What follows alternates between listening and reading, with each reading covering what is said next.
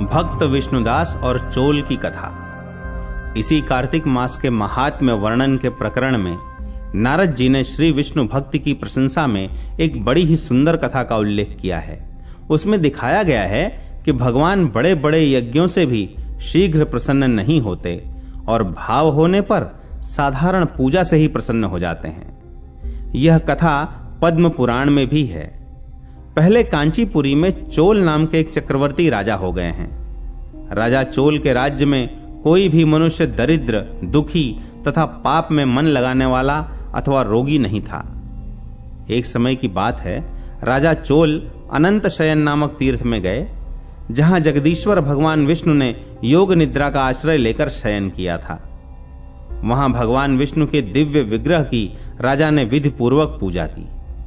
दिव्य मणि, मुक्ता फल तथा स्वर्ण के बने हुए सुंदर पुष्पों से पूजन करके राजा ने साष्टांग प्रणाम किया। प्रणाम करके वे ज्यों ही बैठे, उसी समय उनकी दृष्टि भगवान के पास आते हुए एक ब्राह्मण पर पड़ी, जो उन्हीं की कांची नगरी के निवासी थे। उनका नाम विष्णुदास था। उन्होंने भगवान की पूजा के लिए अपने हाथ में तुलसी दल एवं जल ले रखा था।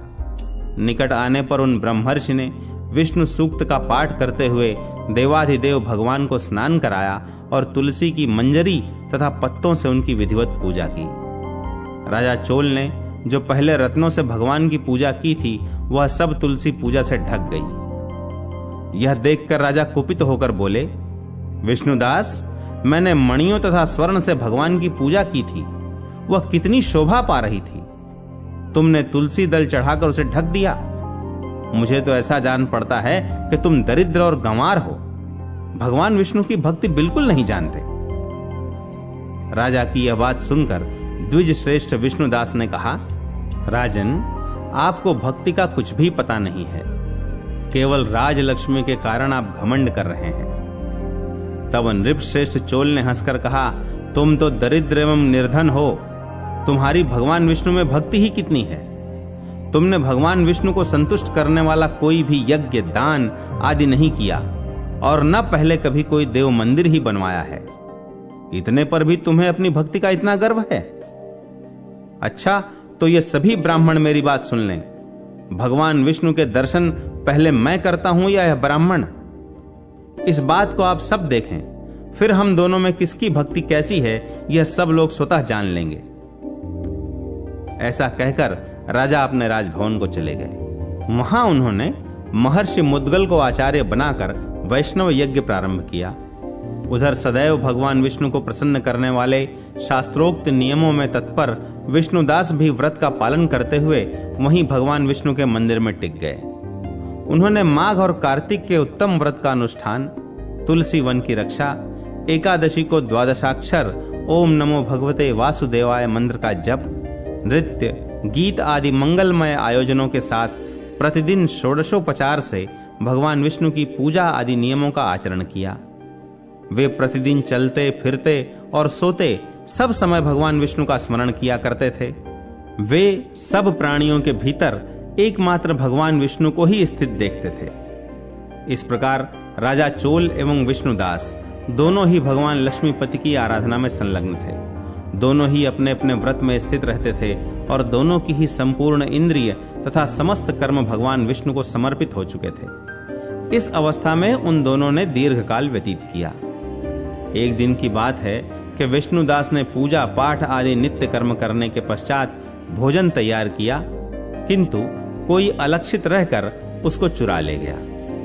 विष्णुदास ने देखा भोजन नहीं है, परंतु उन्होंने दोबारा भोजन नहीं बनाया, क्योंकि ऐसा करने पर सायंकाल की पूजा के लिए उन्हें अवकाश नहीं मिलता। अतः प्रतिदिन के नियम का भंग हो जाने का भय था। दूसरे दिन पुनः उसी समय पर भोजन बनाकर वे ज्यों ही भगवान विष्णु को भोग अर्पण करने के लिए गए, त्यों ही किसी ने आकर फिर सारा भोजन हड़प लिया। इस प्रकार 7 दिनों तक कोई आकर उनके भोजन का अपहरण करता रहा। इससे विष्णुदास को बड़ा विस्मय हुआ। वे इस प्रकार मन ही मन विचारने लगे, अहो, कौन प्रतिदिन आकर मेरी रसोई चुरा ले जाता है? यदि दोबारा रसोई बनाकर भोजन करता हूं तो सायंकाल की पूजा छूट जाती है। यदि रसोई बनाकर तुरंत ही भोजन कर लेना उचित हो तो भी मुझसे यह न होगा। क्योंकि भगवान विष्णु को सब कुछ अर्पण किए बिना कोई भी वैष्णव भोजन नहीं करता। आज उपवास करते मुझे 7 दिन हो गए। इस प्रकार मैं व्रत में कब तक स्थिर रह सकता हूं? ऐसा निश्चय करके भोजन बनाने के पश्चात वे कहीं छिप कर खड़े हो गए। इतने में ही उन्हें एक चांडाल दिखाई दिया, जो रसोई का अन्न हर कर जाने के लिए तैयार खड़ा था। भूख के मारे उसका सारा शरीर दुर्बल हो गया था। मुख पर दीनता छा रही थी। शरीर में हाड़ और चाम के सिवा और कुछ शेष नहीं बचा था। उसे देखकर श्रेष्ठ ब्राह्मण विष्णुदास का हृदय करुणा से भर आया। उन्होंने भोजन चुराने वाले चांडाल की ओर देखकर कहा, भैया जरा ठहरो ठहरो, क्यों रूखा सूखा खाते हो? यह घी तो ले लो। यूं कहते हुए विप्रवर विष्णुदास को आते देख वह चांडाल भय के मारे बड़े वेग से भागा और कुछ ही दूर पर मूर्छित होकर गिर पड़ा। चांडाल को भयभीत एवं मूर्छित देखकर विष्णुदास बड़े वेग से उसके पास आए तथा दयावश अपने वस्त्र के छोर से उसको हवा करने लगे। तदनंतर जब वह उठकर खड़ा हुआ तब विष्णुदास ने देखा कि वहां चांडाल नहीं है, साक्षात भगवान नारायण ही शंख चक्र और गदा धारण किए सामने उपस्थित हैं। अपने प्रभु को उपस्थित देखकर विष्णुदास सात्विक भावों के वशीभूत हो गए। वे स्तुति और नमस्कार करने में भी समर्थ न हो सके। तब भगवान विष्णु ने सात्विक व्रत का पालन करने वाले अपने भक्त विष्णुदास को छाती से लगा लिया और उन्हें अपने ही जैसा रूप देकर वैकुंठ धाम को ले चले। उस समय यज्ञ में दीक्षित हुए राजा चोल ने देखा विष्णुदास एक श्रेष्ठ विमान पर बैठकर भगवान विष्णु के समीप जा रहे हैं। विष्णुदास को वैकुंठ धाम में जाते देख राजा ने शीघ्र ही अपने गुरु महर्षि मुद्गल को बुलाया और इस प्रकार कहना प्रारंभ कर दिया, जिसके साथ स्पर्धा करके मैंने इस यज्ञ दान आदि कर्म का अनुष्ठान किया है, वह ब्राह्मण आज भगवान विष्णु का रूप धारण करके मुझसे पहले वैकुंठ धाम को जा रहा है। मैंने इस वैष्णव याग में भली भांति दीक्षित होकर अग्नि में हवन किया और दान आदि के द्वारा ब्राह्मणों का मनोरथ पूर्ण किया, तथापि अभी तक भगवान विष्णु मुझ पर प्रसन्न नहीं हुए और इस विष्णुदास को केवल भक्ति के ही कारण श्री हरि ने प्रत्यक्ष दर्शन दिया है। अतः जान पड़ता है भगवान विष्णु केवल दान एवं यज्ञों से ही प्रसन्न नहीं होते। उन प्रभु का दर्शन कराने में भक्ति ही प्रधान कारण है। यूं कहकर राजा यज्ञशाला में गए और यज्ञ कुंड के सामने खड़े होकर भगवान विष्णु को संबोधित करते हुए उच्च स्वर से निम्नांकित वचन बोले, भगवान विष्णु, आप मुझे मन, वाणी, शरीर और क्रिया द्वारा होने वाली अविचल भक्ति प्रदान कीजिए। इस प्रकार कहकर वे सबके देखते देखते अग्निकुंड में कूद पड़े। बस उसी समय भक्त वत्सल भगवान विष्णु उस अग्निकुंड से प्रकट हो गए। उन्होंने राजा को छाती से लगाकर एक श्रेष्ठ विमान पर चढ़ाकर उन्हें साथ ले वैकुंठ धाम को प्रस्थान किया। नारद जी कहते हैं, इन दोनों की भक्ति पर ही भगवान परम प्रसन्न हुए थे। भगवत कृपा से ब्राह्मण विष्णुदास तो पुण्यशील नाम से प्रसिद्ध भगवान के पार्षद हुए और राजा चोल सुशील नामक पार्षद हुए। इन दोनों को अपने ही समान रूप देकर भगवान लक्ष्मीपति ने अपना द्वारपाल बना लिया। ब्रह्मा जी के पूछने पर स्वयं श्री भगवान ने मार्गशीर्ष मास में स्नान और भगवत पूजन की महिमा एवं विधि विस्तार पूर्वक कही है। इसी प्रसंग में भगवान ने एकादशी व्रत, श्री कृष्ण नाम कीर्तन, व्रजभूमि और श्रीमद् भागवत की महिमा का निरूपण किया है। पाठकों को इन प्रकरणों का ग्रंथ के वैष्णव खंड में अध्ययन करके लाभ उठाना चाहिए। इनमें से यहाँ केवल श्री कृष्ण नाम कीर्तन की महिमा का कुछ दिग्दर्शन कराया जाता है। श्री कृष्ण नाम महात्म्य। श्री भगवान ब्रह्मा जी से कहते हैं, अगहन के महीने में मेरा कृष्ण कृष्ण नाम विशेष रूप से लेना चाहिए। यह मुझे अत्यंत प्रसन्न करने वाला है। मेरी एक प्रतिज्ञा है जिसे देवता और असुर भी नहीं जानते। वह प्रतिज्ञा इस प्रकार है, जो मन, वाणी और क्रिया द्वारा मेरी शरण में आ जाता है वह यहाँ संपूर्ण लौकिक कामनाओं को प्राप्त कर लेता है और अंत में सर्वोत्कृष्ट वैकुंठ धाम में जाता है। जो हे कृष्ण हे कृष्ण हे कृष्ण ऐसा कहकर मेरा प्रतिदिन स्मरण करता है उसे जिस प्रकार कमल जल को भेद कर ऊपर निकल आता है, उसी प्रकार मैं नरक से निकाल लाता हूं। पूर्व अवस्था में किसी ने संपूर्ण पाप किए हों, तथापि वह अंत काल में श्री कृष्ण का स्मरण कर लेता है तो निश्चय ही मुझे प्राप्त होता है। मृत्यु काल उपस्थित होने पर यदि कोई परमात्मा विष्णु को नमस्कार है इस प्रकार विवश होकर भी कहे तो वह अविनाशी पद को प्राप्त होता है।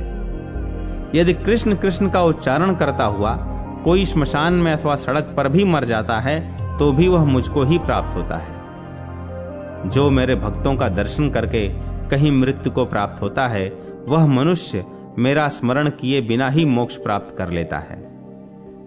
बेटा, पाप रूपी प्रज्वलित अग्नि से भय न करो।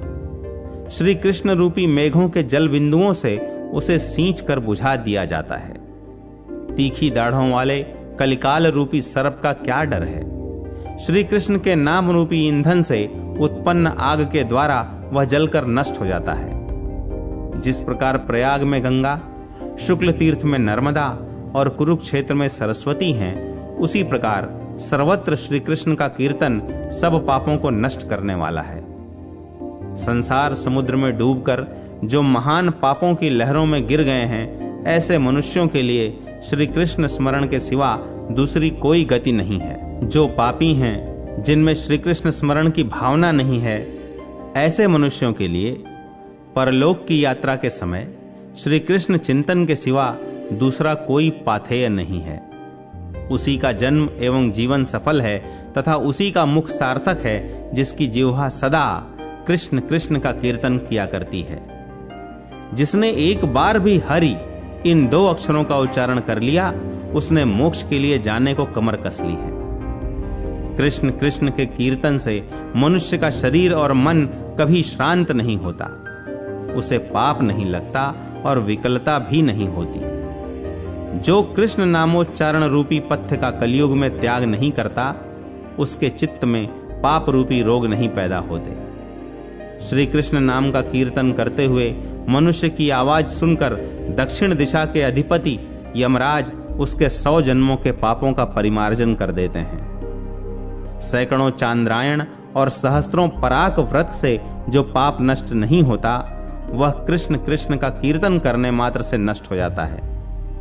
श्री कृष्ण नाम का उच्चारण करने से मेरी अधिकाधिक प्रीति बढ़ती है। कोटि कोटि चंद्र ग्रहण और सूर्य ग्रहण में स्नान करने से जो फल बतलाया गया है, उसे मनुष्य कृष्ण कृष्ण के कीर्तन मात्र से पा लेते हैं। जैसे सूर्य किरणों के प्रताप से बर्फ पिघल जाती है, उसी प्रकार श्री कृष्ण कीर्तन से महापातक नष्ट हो जाते हैं। महापापों से युक्त मनुष्य भी अंत काल में एक बार श्री कृष्ण नाम का कीर्तन कर ले तो वह उससे पाप मुक्त हो जाता है। जो जिह्वा कलिकाल में श्री कृष्ण के नामों का कीर्तन नहीं करती, वह दुष्टा मुंह में न रहे, रसातल में पहुंच जाए। जो दिन रात श्री कृष्ण के गुणों का कीर्तन नहीं करती, वह जिह्वा नहीं, मुख में कोई पापमयी लता है जिसे जिह्वा के नाम से पुकारा जाता है। जो श्री कृष्ण कृष्ण कृष्ण श्री कृष्ण इस प्रकार श्री कृष्ण नाम का कीर्तन नहीं करती, उस रोग रूपिणी जिह्वा के 100 टुकड़े हो जाएं। जो श्री कृष्ण के नाम की महिमा का प्रातःकाल उठकर पाठ करता है, उसके लिए निश्चय ही मैं कल्याण दाता होता हूं। जो तीनों संध्याओं के समय श्री कृष्ण नाम के महात्म्य का पाठ करता है, वह जीते जी संपूर्ण कामनाओं को और मरने पर परम गति को पाता है।